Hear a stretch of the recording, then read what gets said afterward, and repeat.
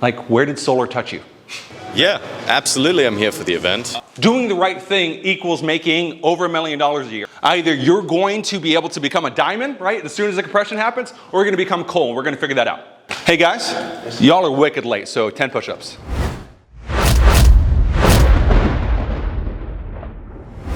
Hi there, welcome to Real Sales Dynamics, where we break down in-field sales footage in order to get you better at door knocking. Today, we're in the beautiful AC Hotel in Tampa, Florida, where we're gonna be doing a Real Sales Dynamics live event, where we're gonna be teaching people the A through Z in the solar industry. If you like this event and like these videos, we're gonna be doing more events like this throughout the entire country over the next couple months. So make sure to check my Instagram, The Wolf of Solar. So let's get to it. One more time, that was a little bit slow. You know you can help me get the what?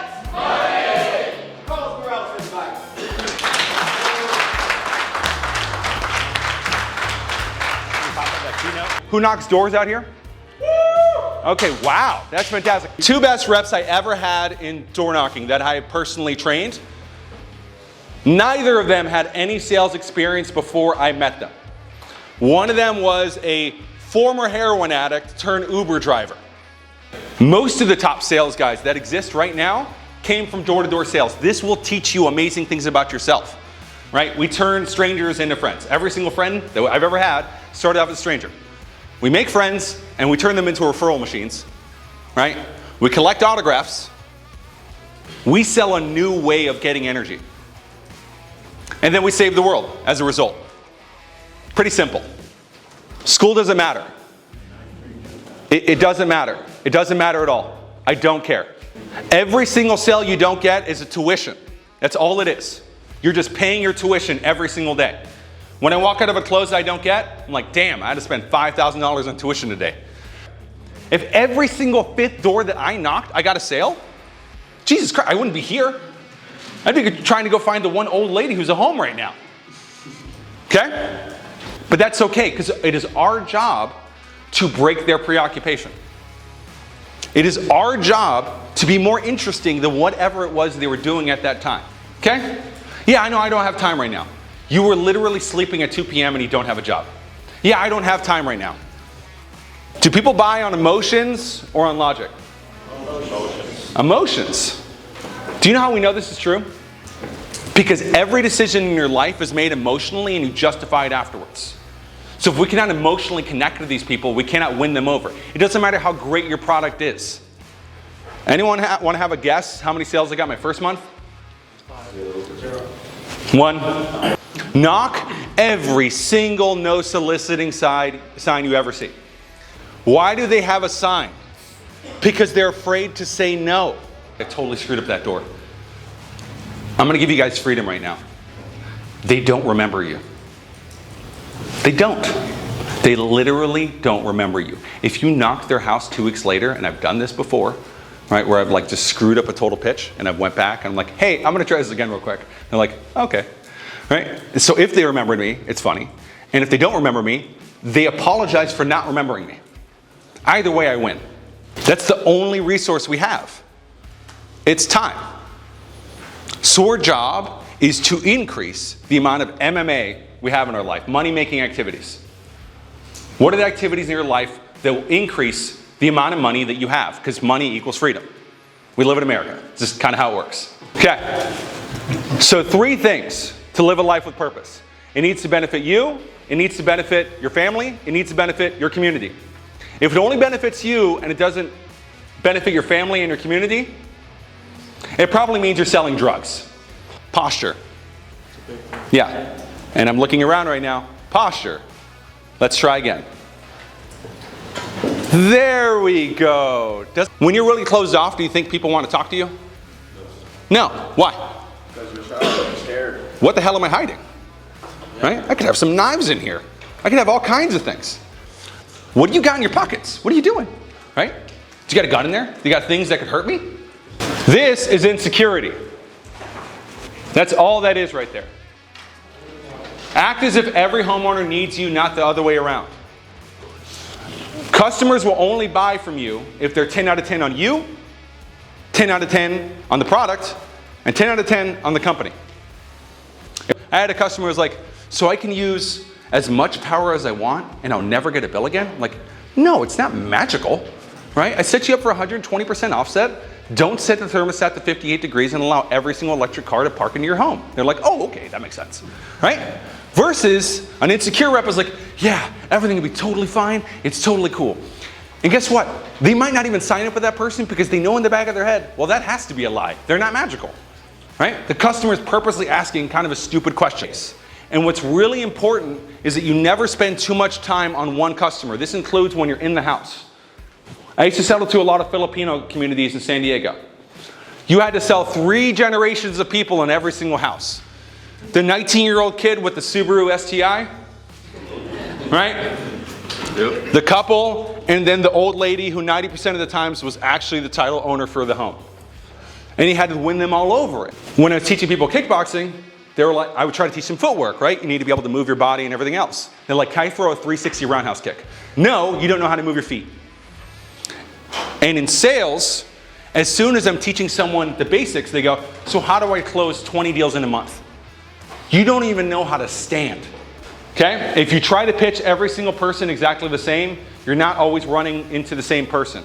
But if you can categorize them in your head into small, little subcategories, it's gonna help you out a lot. I have seen a sigh of relief from dozens of people when I say this.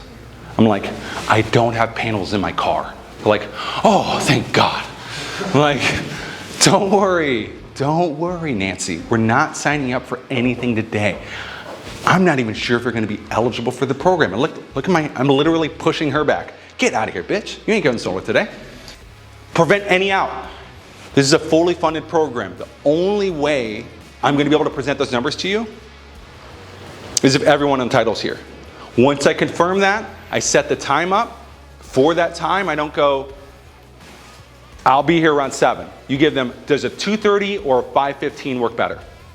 Never straight on the hour, because again, it sounds like you're not busy. I'm going to pick somebody. I don't know who. Come on, you got it. Gallery Depot. Myself, Gallery Depot. Hey, how's it going? Hey man, how's it going? Hey, I'll be real quick. I was actually just swinging by from Amy's over here. If you come see the white SUV in the lot, to come out front. You don't know? It's been the same one since you've been here? Yeah. Okay. So what's happening? We sent out some notices already. You know, a lot of your neighbors. It really reminded me not to be super needy with customers. You know, I feel like I was getting into kind of a pitch where I was trying to make the deal happen, but kind of hanging back, you know, leaning on their back foot like that Will Smith thing that he showed, you know, leaning away from the customer rather than towards. That really is helpful to remind myself, so. Be yourself on the doors.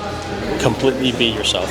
Don't try to be somebody else because they can sniff bullshit, but they can sniff it all out. Just be yourself and just be personable. Be personable, tell the truth, be completely, fully transparent. Sweet. Then just be serious. But always be a little bit of playful. Nobody likes somebody who's always like a stiff. So just move around a little bit, bring them out of the house, just move them around, show them things outside, and just be playful. That's the biggest thing. Is have fun. Sweet. My name is Zach. Setting appointments right now for solar, and a little bit of background. I was actually in the chemistry field first. Yeah, just had to switch it up real quick. Number one takeaway is probably like you can't pitch everyone the same. You got to kind of be a chameleon, read the homeowner, and just kind of adapt to like what they're, you know, how they're kind of feeling, how they're, you know, what kind of their tonality. Carlos's energy, and I just love how he teaches. This is the second time I've sat in on either one of his sales trainings or meetings. Brought the team here. They love it thus far, and it's so cool to see. Some of these guys, it's their first couple of trainings, and I know they're like, yep, dialed in on exactly what he has to say, and I fucking love it. One more time. For the last time. Give me a hand to Carlos. Whoops.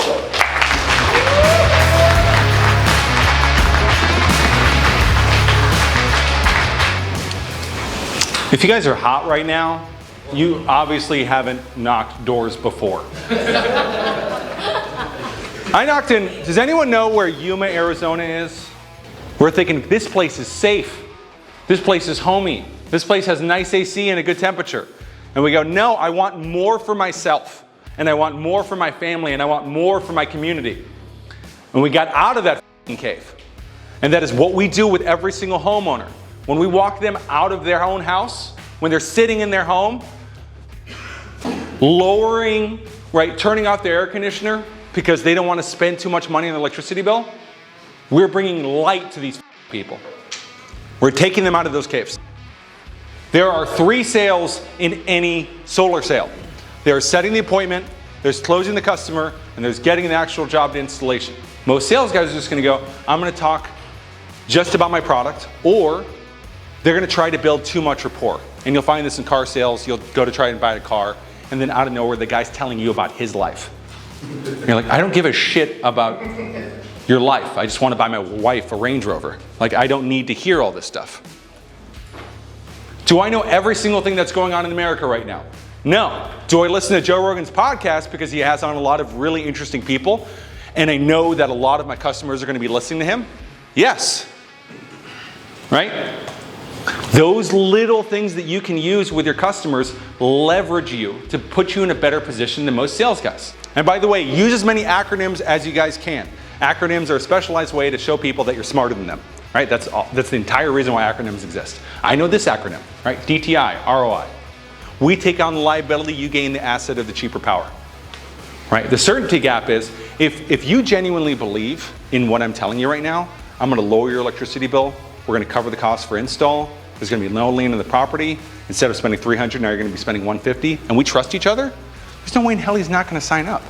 Makes perfect sense. The person doesn't believe you. And it's because you didn't take the necessary steps in your close.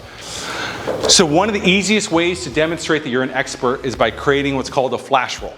A flash roll is 60 to 90 seconds on any particular subject in solar. That shows that you know what you're talking about.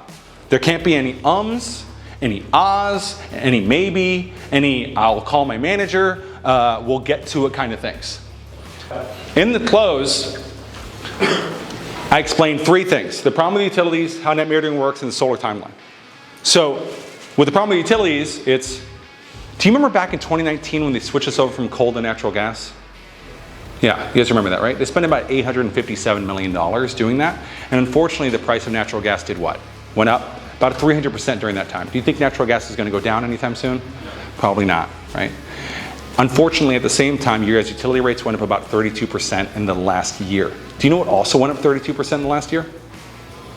The CEO of Duke's salary. Yeah. Yeah, you got a nicer boat. There's a quick little trick if you're trying to get rid of your ums, put a rubber band on. Every single time you say flick yourself. It'll get rid of it. But when I get into the home, I tell them, hey, listen, I actually write with my right hand. I just got to jot down some project-specific notes. Do you guys mind sitting right over here? Perfect. Now I'm seated, and now they're right by me. Right? And now I'm owning the frame because the entire time, I'm trying to make sure that they're paying attention to me. Right? I'm the star. I'm the one who's going to make sure that they're taken care of. And if they're off doing a bunch of other stuff, you're not going to be able to win that customer over. Most people who do solar just go into their house and go, here's your numbers. And they're going to ask you questions like, wait, but you haven't even looked at my roof. Right? What are you talking about? You haven't looked at my AC. But if I'm asking them questions about their HVAC, if I'm asking them questions about their electric panel, if I'm asking them questions about the roof, now out of nowhere I'm getting in all this good information. Another example. Let's say I'm checking out the roof. I think it looks great. I'm like, hey, which company did you guys use? They tell me. What's my follow-up question? Why did you guys choose them? They'll tell you the exact way to close them. Whatever they tell you, that's what you're selling. The key to any successful pitch or close is being proactive, not reactive. So if I'm waiting for the customer to give me their objection, who is leading the dance? They are. They are. Smart people ask me this.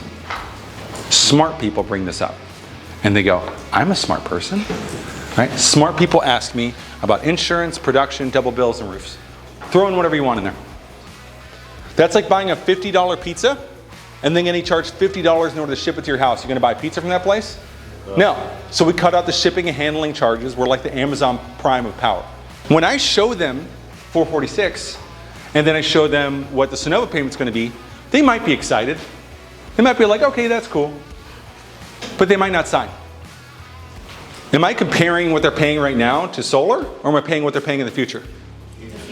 In the future. So this is when I bring out my calculator. I kill them with the calculator. Like, calculator is how I'm selling the majority of the deal. Duke is going to go up anywhere between 12 and 14% per year for the next 5 years. Let's be conservative. 446 times 1.12. That's $499. That's what you're going to be spending in year 2. I'm going to do it again. That's $559. That's what you're spending in year 3. That's $626 in year 4. That's $701 in the future. I'm going to jot that down. I'm not fighting against $446. I'm fighting against $701. The important thing is, while you're doing this, is you need the customer to be showing that they agree with you. Why? Because people buy on emotion. Now we're going to get into agreement that everything they've tried to do to lower their bills has failed. Great. That's why I'm going to provide you a solution. So from 8 a.m. to 3 p.m., we're going to produce all the power you need in the day. Pop this little son over here. Smiley face. He's happy, right? Now, you guys use your power like this. All the power you don't use goes to Duke, and then you get a credit back, and that covers you at nighttime. That's net metering. I went to a 6-hour-long conference. That's all I got from it. I'm not trying to solve more than 3 problems. Is it building equity, eliminating your utility bill, protecting you from power outage? Is it replacing your roof, protecting you from inflation, eliminating your utility bill? Is it lower your tax liability, build equity, protect you from inflation? Right? What are the 3 things this person cares about? I cannot stand it when people try to sell someone on something that they don't care about. If I'm selling a really rich guy, I don't get into a whole long conversation about how I'm going to lower his utility bill. Solar's amazing. The opportunity is amazing. I understand the mindset of guys who are being run by terrible companies where they go, I just need to pay my bills. Because when the opportunity is this ripe, when you can make this amount of money in this industry, you need to be making sure you're working with people who are going to be thinking in the long run. A great line you can use is, do you know what slows down solar jobs quicker than anything else? People don't pick up their phones or answer their emails. Can you be a team player with me on this? Right? The more transparent you make your close, the better off you're going to be. That's why I videotape all of my closes. I can send it back over to the customers. You guys can see it. There's nothing hidden here. What I'm saying up here is the same stuff you've seen on vids. How do you respond when a customer said on a previous house they had solar, but they got leaks and they got issues, so now you're trying to sell them on getting it on their new house? Absolutely. What kind of car are you driving? A Tesla. You drive a Tesla right now. Okay. Not me No, let's just say the customer is driving a Tesla right now. Okay. If a Ford Pinto broke down a bunch, did that prevent you from getting a Tesla? No. No, right? So it doesn't cut you off from solar as a whole just because one company was bad. So I'm going to tell you this right now. Did they first do a site inspection of your home? How old was your roof before they installed it? What were the kind of warranties with them? What were the Better Business Bureau? Again, you act as an investigator in that situation. You're going to assess all of the objections that you're going to be concerned about in the conversation, and then you nail them on the head by throwing it back into their face. On ownership or lease for that particular homeowner, you being the expert, and they give you an out, whether it be, let's say, I'm an ownership type of guy, but I don't want to pull out a loan. Are you showing option 2 in that close, or are you like option 2 being lease, or So I'm pretty lease heavy because cancellations are significantly lower, and it's an easier, there's less grind there. Because what can happen too with a loan, for instance, is let's say I have a 20 kilowatt system. Beautiful. I can't wait to sell this thing. Then I qualify them, they only qualify for $50,000. That deal's kind of dead, right? Okay, so you have to figure out what were the points of resistance. Okay, so when that person signed you up, did they do a site inspection of your home? No? Did they take account of your bill? No? Did you get an electric car? Yes? Okay. Did you have an old AC? Yes? Did you replace that? No? They should have done that. So now you're going to break down every single thing that they did wrong, and you're going to jot that down, and then you're going to demonstrate how you're better than that motherfucker. Excuse my language. All right? So again, that concludes today's festivities.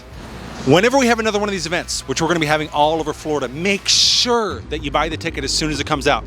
Over 100 tickets were sold for this event, and we were completely sold out 2 weeks before it. So always be checking us for updates. Easiest way to do that is to click subscribe below. Make sure to comment down below one nugget that you got from this. It's going to make you a lot of money. Most importantly, click one of these 2 videos. YouTube thinks you're going to like it a lot.